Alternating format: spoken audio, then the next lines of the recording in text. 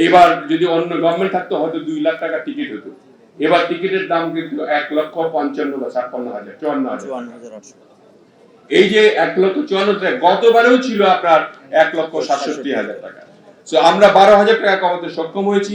আমরা আশ্বস্ত করছি এজেন্সিদের, আমরা যে এবং হাজিদের আমরা আগামীবারে একদম আমরা আরো অনেক অনেক কমিয়ে, যাতে করে বিমানের শুধুমাত্র যাওয়ার জন্য সওয়াবের জন্য যে খরচটা হয় সেই খরচ রেখেই নির্ধারণ করতে পারি আমরা টিকিটটা।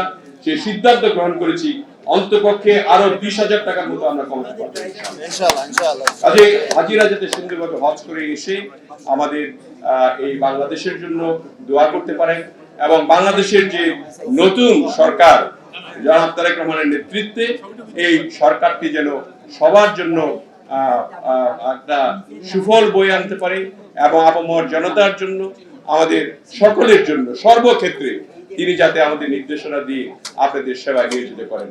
সিলভার টিপ কন্ট্যাক্টে তৈরি নিরাপদ ও নান্দনিক ক্লিক সুইচ। ক্লিক সুইচ, নির্ভরতা জীবন জুড়ে।